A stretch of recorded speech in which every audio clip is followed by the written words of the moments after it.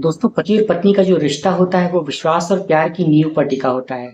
तो क्या हो कि अगर ये विश्वास और प्यार की नींव ही दरक जाए तो रिश्तों का ये जो घरौंदा होता है वो टूटते और बिखरते देर नहीं लगती है। आज एक ऐसी सच्ची घटना हम आपको बताने वाले हैं जिसे सुनकर आप भी हैरान और परेशान हो जाएंगे कि दो लोगों की गलती की वजह से एक व्यक्ति की जिंदगी चली जाती है, कई सारे घर तबाह हो जाते हैं और यही नहीं, एक साथ 10-10 बच्चों की जिंदगी बर्बाद हो जाती है और इसके साथ ही साथ 10 बच्चों की जिंदगी अनाथ की जिंदगी गुजारने पर मजबूर हो जाती है। दोस्तों, ये एक ऐसी सच्ची घटना है जिसे सुनकर आप भी सोचने पर मजबूर हो जाएंगे कि वाकई इस तरीके की जो गलती होती है, इस तरीके की जो हवस होती है, वो एक साथ कई सारे रिश्तों को, कई सारी जिंदगियों को तबाह करके रख देती है। तो आज की इसी वीडियो में हम आप सभी के साथ सिलसिलेवार तरीके से बताने वाले हैं कि क्या हुआ था इस वीडियो में, क्या थी वो सच्ची घटना, कहाँ घटी थी घटना और अंत में इसका रिजल्ट क्या हुआ था। तो बहुत बहुत स्वागत करते हैं आपका आपकी अपनी चैनल सच्ची घटना पर। दोस्तों, मैं अनुराग आज आपके सामने लेकर आया हूँ उत्तर प्रदेश की एक ऐसी सच्ची घटना जो वाकई आपके दिल को हिला कर रख देगी। तो बने रहें इसी वीडियो के अंत तक। दोस्तों, उत्तर प्रदेश का एक जिला है जिसका नाम है बाराबंकी और इसी बाराबंकी जिला में एक थाना लगता है जिसका नाम है असंद्रा थाना। और इसी असंद्रा थाने के अंतर्गत एक गांव है जिसका नाम है मल्लूपुरा। इसी मल्लूपुरा गांव में एक व्यक्ति अपने परिवार के साथ रहता था। उसका नाम था अजय कुमार शुक्ला और उसकी उम्र थी करीब 30-40 साल के आसपास। दोस्तों, ये परिवार अपनी जिंदगी बहुत खुशी से गुजार रहा था। अजय कुमार शुक्ला जिसकी उम्र करीब 40 साल के आसपास थी, संतोषी उसकी पत्नी जो करीब 36 साल के आसपास थी और इन दोनों के 5 प्यारे प्यारे बच्चे थे। अजय कुमार शुक्ला पेशे से एक ड्राइवर था जो ऑटो चलाकर अपनी जिंदगी गुजार रहा था। परिवार में हंसी और खुशी का माहौल था, जिंदगी अच्छे से गुजर रही थी। दोस्तों, मैं बात कर रहा हूँ 17 सितंबर 2024 की। यही वो तारीख थी जब ये मनहूस घटना घटी थी। हुआ यूं कि 17 सितंबर 2024 को अजय अपने घर से एक बाइक लेकर घर से बाहर निकलता है, लेकिन वो अपना मोबाइल घर पर ही भूल जाता है। जब शाम तक वो अपने घर पर नहीं लौटता है और धीरे धीरे करके रात होने लगती है तो अजय की पत्नी संतोषी इस बारे में अपने सभी रिश्तेदारों से, सभी जानने वालों से फोन करके सूचना लेती है, खबर करती है कि हमारे पति अब तक घर नहीं लौटे, आखिर क्या बात है और कहीं वो आपके पास तो नहीं है। लेकिन सब जगह से उसे निराशा ही हाथ लगती है। अजय कहीं भी नहीं पहुंचा था और अब देर रात हो आई थी लेकिन कहीं भी उसका कोई अता पता नहीं था। अब चूंकि अजय अपना मोबाइल लेकर तो अपने साथ गया नहीं था, इसलिए पत्नी संतोषी उसके पास फोन भी नहीं कर सकती थी। लिहाजा वो बहुत परेशानी के साथ अपनी रात किसी प्रकार से गुजारती है। लेकिन जब सुबह होती है तो सीधा थाने पर पहुंचती है और वहां पर अपने पति की गुमशुदगी के बारे में रिपोर्ट दर्ज करवाती है। 18 सितंबर 2024 को असंद्रा थाने में संतोषी अपने पति की गुमशुदगी की रिपोर्ट जब दर्ज कराने के लिए जाती है तो बहुत परेशान थी, बहुत चिंतित थी। 18 सितंबर 2024 को असंद्रा थाने में संतोषी पहुंचती है और वहां पर अपने पति की गुमशुदगी की रिपोर्ट दर्ज करवाती है। जब पुलिस उससे इस बारे में पूछताछ करती है तो वो ये कहती है कि दरअसल उसके पति हाजी मस्तान बाबा के पास जाने के लिए गए थे और वो वहां से अब तक नहीं लौटे हैं। देर रात गुजर चुकी, उनका कोई सूचना नहीं मिल पाया। मैंने कई जगह से पता किया लेकिन कोई जानकारी नहीं मिल पाई और अब मैं बहुत परेशान हूँ, कृपया मेरे पति को ढूंढ दीजिए। जब पुलिस इस तरीके से एक महिला की आपबीती सुनती है तो वो सीधा हाजी मस्तान बाबा को उठा लेती है। पूछताछ करने पर यह पता चलता है कि हाजी मस्तान बाबा के पास तो अजय गया ही नहीं था। अब सबसे बड़ा सवाल ये था कि पुलिस इस व्यक्ति को ढूंढे कैसे, क्योंकि अजय अपना मोबाइल लेकर तो गया ही नहीं था, मोबाइल उसका घर पर ही छूट गया था। तो एक जो पुलिस लोकेशन ट्रेस करने के लिए मोबाइल का सहारा लेती वो भी अब उसके पास नहीं था। इसी बीच 19 सितंबर 2024 को पुलिस के पास एक मुखबिर के पास से खबर निकल कर आती है कि प्रतापपुरवा की जंगल के पास एक व्यक्ति की डेड बॉडी मिली है जो कि देखने में काफी विभत्स अवस्था में है। जब पुलिस को इस बारे में पता चलता है तो पुलिस सीधा उस प्रतापपुरवा के जंगल पहुंचती है जहां पर पुलिस उस डेड बॉडी को देखती है। दोस्तों, इसके बाद पुलिस तत्काल मौके पर पहुंचकर जब उस बॉडी का मुआयना कर रही थी तो उसके साथ बहुत मारपीट की गई थी। बहुत गंभीर अवस्था में उसकी डेड बॉडी पाई गई थी। शरीर पर कई जगहों पर चोट के निशानात थे जिससे ये मालूम पड़ता था कि व्यक्ति के साथ बहुत मारपीट की गई है और उसे बहुत दर्दनाक तरीके से मौत दी गई है। जब पुलिस ने इस बारे में जानकारी की और उसे ये पता चला कि ये बॉडी जो है वो अजय शुक्ला की ही है तो पुलिस तत्काल संतोषी के पास फोन करती है और उसे मौका वारदात पर बुलाती है। मौका वारदात पर संतोषी अपने 5 बच्चों को लेकर पहुंचती है और वहां पर दहाड़े मारकर रोने लगती है। पुलिस किसी प्रकार से उस संतोषी को ढांढस बनाती है और उसे घर भेज देती है। जब वापस पुलिस उसे पूछताछ करने के लिए बुलाती है और ये पूछती है कि क्या तुम्हें किसी पर शक है कि तुम्हारे पति का कत्ल किसने किया है, तो संतोषी सीधा 5 लोगों के नाम लेती है और वो ये कहती है कि मुझे इन्हीं 5 लोगों पर शक है, क्योंकि इन 5 लोगों के साथ मेरे पति का जमीनी विवाद काफी लंबे समय से चल रहा है। ये लोग मेरे पति को आए दिन धमकाया करते थे। पुलिस की पूछताछ में संतोषी ने जिन 5 लोगों के नाम बताए, उनके नाम हैं महेश, रामकुमार, माता बदल, बाबा सोनी और 5वें का नाम है प्रदीप संतोषी। दरअसल संतोषी को इन 5 लोगों के ऊपर बहुत गहरा शक था, जो कि अजय कुमार शुक्ला का कत्ल करने का बहुत गहरा मकसद रखते थे। इसके बाद पुलिस तत्काल उन 5 को उठा लेती है और उनसे सख्ती से पूछताछ करती है। लेकिन उन 5 ने ये तो जरूर कबूल किया कि हाँ, उसका विवाद अजय कुमार शुक्ला के साथ चल रहा था, लेकिन उन्होंने कत्ल में किसी भी प्रकार का हाथ होने से साफ साफ मना कर दिया। उन्होंने ये कहा कि इस कत्ल से हमारा कोई लेना देना नहीं है। पुलिस ने भी जब सख्ती से पूछताछ की तो उन लोगों ने इस बात को स्वीकार किया कि हमारा आज तक अजय से झगड़ा फसाद तक नहीं हुआ, हम कत्ल की बात तो छोड़ ही दें। हमने कोर्ट केस जरूर किया था, हम अजय के साथ मुकदमा जरूर लड़ रहे थे, लेकिन हम कत्ल नहीं कर सकते। और इधर जब संतोषी भी मौके पर थाने पहुंचती है तो तत्काल पुलिस से मिन्नतें करने लगती है, रिक्वेस्ट करते हुए ये कहती है कि साहब इन लोगों को छोड़ दीजिए, दरअसल इन लोगों का इसमें कोई हाथ नहीं है, ये लोग बेगुनाह हैं। पुलिस भी एक बार वो सुनकर हैरान रह जाती है कि ये कैसी औरत है जो एक तरफ 5 लोगों का नामजद लेकर उसके पति की हत्या में उनका नाम ले रही है और वापस आकर ये कह रही है कि इन 5 लोगों का इस कत्ल में कोई हाथ नहीं है। अब पुलिस का गहरा शक संतोषी के ऊपर ही गहराने लगता है और संतोषी जो बार बार अपने बयानात बदल रही थी, बार बार अपनी बातों से मुकर रही थी, हड़बड़ी में कुछ कुछ जवाब दे रही थी, तो पुलिस को इस अजय कुमार शुक्ला के कत्ल में संतोषी की साजिश की बू आने लगती है। पुलिस ने तत्काल संतोषी को ही हिरासत में ले लिया और अब उससे पूछताछ चलने लगी। अब जैसे ही पुलिस ने संतोषी को गिरफ्तार किया और तत्काल उसके मोबाइल को सर्विलांस पर डाला, उसकी कॉल डिटेल्स की लोकेशंस और कॉल डिटेल्स की रिपोर्ट्स निकलवाई गई, तो उससे ये पता चला कि संतोषी एक नंबर पर लगातार बात किया करती थी। दरअसल ये नंबर एक व्यक्ति का था जिसका नाम नीरज विश्वकर्मा था। ये नीरज विश्वकर्मा 37 साल के आसपास का एक नौजवान व्यक्ति था, जो कि संतोषी के घर के पास ही एक मोबाइल शॉप का ओनर था। ये नीरज विश्वकर्मा की जो दुकान थी वो मोहम्मदपुर बाजार के पास थी। मोहम्मदपुर बाजार के पास मोबाइल की शॉप का एक ओनर नीरज विश्वकर्मा, जब पुलिस उसके पास कॉल करती है तो वो अपना फोन नहीं उठाता है और कुछ देर के बाद उसका फोन स्विच ऑफ बताने लगता है। पुलिस तत्काल जब उस मोबाइल शॉप पर पहुंचती है तो वहां पर उसे ये पता चलता है कि मोबाइल शॉप की दुकान तो काफी समय से बंद है और नीरज उस घर जहां पर वो रहता था वहां से भी भाग चुका है। पुलिस का शक अब और गहरा जाता है। पुलिस ये सोचने लगती है कि वाकई नीरज इस बारे में जरूर कुछ न कुछ जानता है या नीरज का इस कत्ल से बहुत गहरा संबंध है, इसीलिए नीरज इस जगह को छोड़कर भाग चुका है। तत्काल पुलिस की टीमें गठित की जाती हैं और पुलिस नीरज की तलाश में लग जाती है। दोस्तों, जब पुलिस अपने पर आती है तो किसी भी कातिल को बचने का मौका नहीं देती है। यही होता है नीरज विश्वकर्मा के साथ। जब नीरज विश्वकर्मा अपना मोबाइल बंद करके भाग जाता है तो पुलिस ने तत्काल उसके मोबाइल को ट्रेस किया और ट्रेस करने के बाद उसकी लोकेशन के आधार पर पुलिस ने तत्काल ही उसे गिरफ्तार कर लिया। गिरफ्तार करने के बाद जब उसे असंदरा थाने में लाया जाता है और वहां पर उसे सख्ती से पूछताछ की जाती है तो नीरज बिना किसी सख्ती या दबाव के सीधा सीधा अपना जुर्म कबूल कर लेता है। वो ये कहता है कि हाँ, इस कत्ल के बारे में मैं अच्छी तरह से जानता हूँ, इस कत्ल में मेरा ही हाथ है और इस कत्ल की शुरुआत हुई थी 6 साल पहले। जब पुलिस इस तरीके से नीरज के मुंह से इकबालिया बयान सुनती है तो पुलिस और आसपास के लोग जो थे वो सभी हैरान और परेशान हो जाते हैं कि वाकई इतनी गहरी कत्ल की जो साजिश रची गई थी वो नीरज विश्वकर्मा कैसे रच सकता है। दोस्तों, दरअसल हुआ यूं कि जब आज से 6 साल पहले नीरज विश्वकर्मा की मोबाइल की शॉप चलती थी तो एक रोज संतोषी उसी मोबाइल की शॉप पर अपना मोबाइल रिपेयर करवाने के लिए जाती है। अब दोस्तों, होता यूं है कि जब संतोषी नीरज को मोबाइल देती है और ये कहती है कि मेरा ये मोबाइल खराब हो गया, इसे रिपेयर कर दीजिए, तो नीरज और संतोषी में कुछ देर बातचीत होती है। नीरज ये कहता है कि अगर आप कुछ देर यहीं पर रुक जाएं तो मैं आपका मोबाइल हाथों हाथ बनाकर दे दूंगा। संतोषी भी वहीं पर रुक जाती है और नीरज और संतोषी के बीच में कुछ बातें होनी शुरू हो जाती हैं।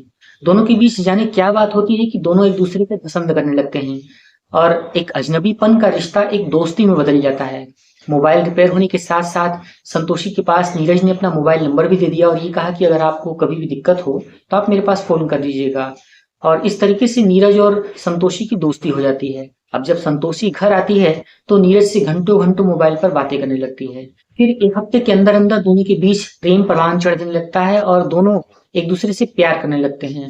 अब होता यूं है कि नीरज के पास जब भी संतोषी फ्री होती थी तो सीधा अपना मोबाइल लेकर किसी न किसी बहाने से, कभी रिचार्ज के लिए तो कभी बनवाने के नाम पर, इस तरीके से वो नीरज की दुकान पर पहुंच जाया करती थी। और दोनों वहां पर प्यार किया करते थे। कुछ समय तक तो ये अच्छा चला, लेकिन अब नीरज को ये चीजें पसंद नहीं आ रही थी। वो ये कहता है कि तुम मेरी दुकान पर मत आया करो, इससे मेरी बोहनी खराब होती है, मेरा दुकान की रेपुटेशन खराब होती है और मुझे ये अच्छा नहीं लगता है। जब संतोषी ने ये सुना तो वो ये कहती है कि ठीक है, आज से मैं तुम्हारी दुकान पर नहीं आऊंगी, लेकिन अब तुम ही सीधा मेरे घर आ जाया करो। दरअसल मेरा जो पति है वो एक ऑटो ड्राइवर है। जब वो सुबह सुबह ऑटो लेकर चला जाता है तो तुम सीधा मेरे घर पर आ जाया करो। अब हम अपने घर पर ही मुलाकात किया करेंगे और मैं तुम्हारी दुकान पर नहीं आऊंगी। तोशी नीरज से ये भी बताती है कि उसके जो बच्चे हैं वो सब भी स्कूल चले जाते हैं और किसी प्रकार की कोई दिक्कत नहीं होगी, मैं घर पर अकेली ही रहती हूँ। तो जब नीरज ये सुनता है लेकिन फिर भी उसका मन नहीं मानता है, वो ये कहता है कि मान लो कि अगर तुम घर पर अकेले ही हो और मैं बार बार तुम्हारे घर पर आऊंगा जाऊंगा तो इससे पड़ोसियों को, तुम्हारे लोगों को शक हो सकता है। कहीं किसी दिन किसी ने मुझे देख लिया तो वो तुम्हारे पति से बता सकता है और हम दोनों की बहुत फजीहत हो जाएगी। इधर जब संतोषी ये सुनती है तो वो सोचती है कि नीरज की बात में कहीं ना कहीं दम है और इस तरीके से रोज आना जाना पॉसिबल नहीं होगा। तो क्यों ना एक आइडिया लगाया जाए कि अगर नीरज की दोस्ती अगर अजय से करवा दी जाए तो इन दोनों की दोस्ती हो जाएगी और इसके बाद नीरज जब भी चाहे तो घर पर आ सकता है। ऐसा सोचकर वो नीरज और अजय की दोस्ती करवाने की फिराक में लग जाती है। एक रोज उसे एक ऐसा मौका मिल भी जाता है जब संतोषी अपना मोबाइल अपने ही हाथ से तोड़ देती है और अपने पति अजय को मोबाइल फोन देकर ये कहती है कि तुम जाकर नीरज की दुकान पर मेरी ये मोबाइल बनवा कर लेकर आओ। अजय तो कुछ देर आनाकानी करता है, लेकिन जब संतोषी उसे बार बार प्रेशर करती है तो अजय वो मोबाइल लेकर नीरज के पास जाता है, जहां पर नीरज पहले से ही इस बात से तैयार था कि उसे अजय को अपनी बातों में उलझाना है, उससे दोस्ती गांठनी है। और ऐसा सोचकर नीरज ने बातों ही बातों में मोबाइल बनाते हुए अजय के साथ भी बहुत अच्छी दोस्ती कर ली।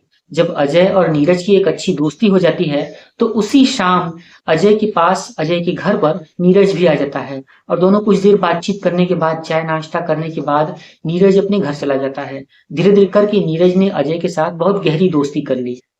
दोस्तों इसके बाद नीरज धीरे धीरे शराब की बोतलें लेकर घर पर आना शुरू कर देता है, जहां पर अजय और नीरज दोनों उसी के घर पर बैठकर देर रात तक शराब पिया करते थे।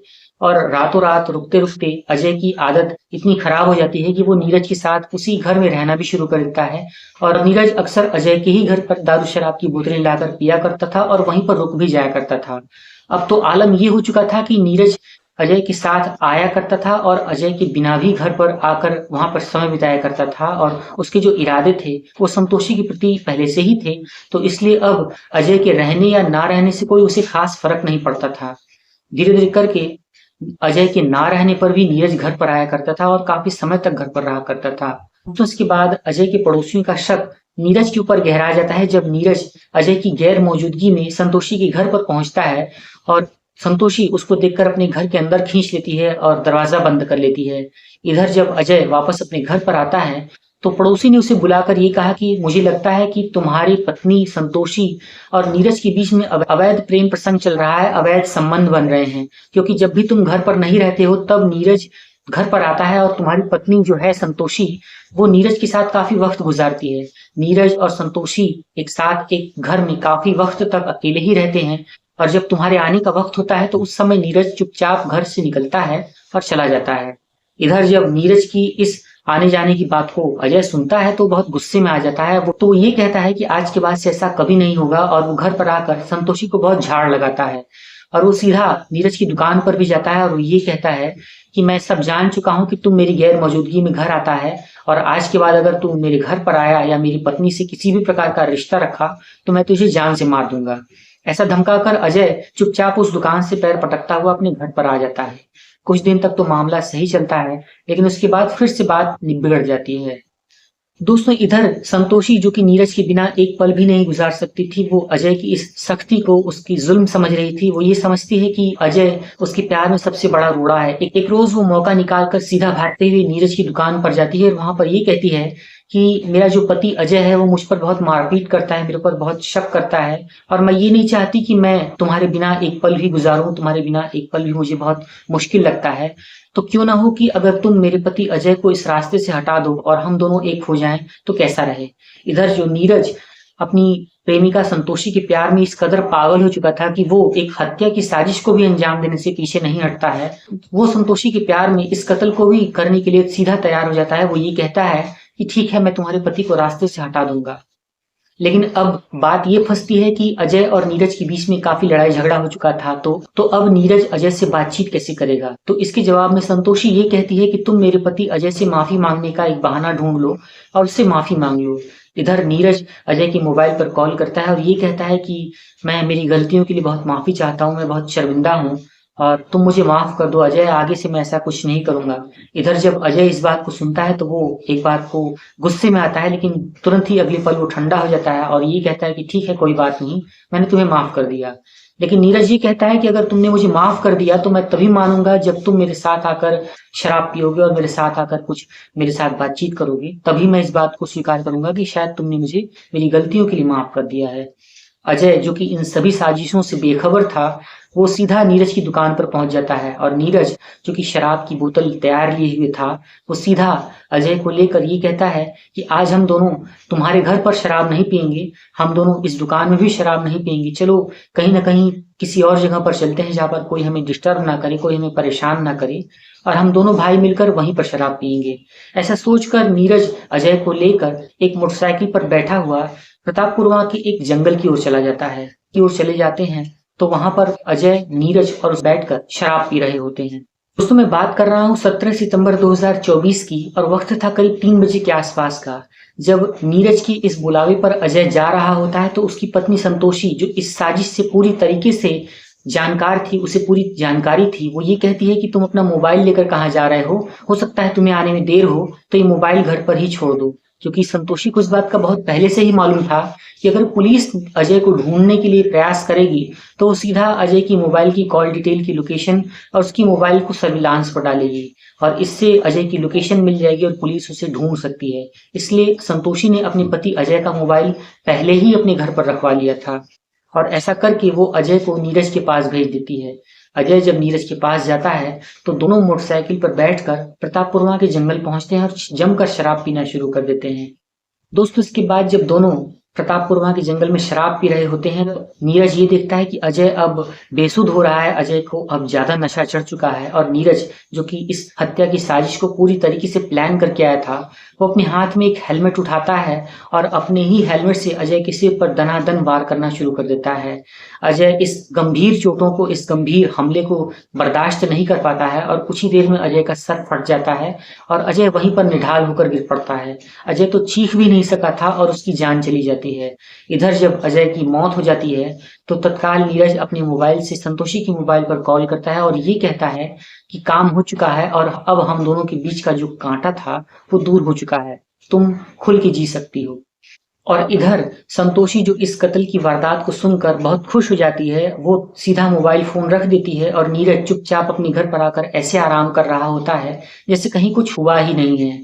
और इधर जब पुलिस सख्ती से नीरज से इस तरीके के सारे मामले को पूछताछ करने के बाद सारा सच कबूल करवा लेती है तो संतोषी का भी सारा भंडा फूट जाता है और नीरज और संतोषी को हत्या की साजिश, हत्या करने और गंभीर धाराओं में मुकदमा दर्ज करके पुलिस नीरज और संतोषी को जेल भेज देती है।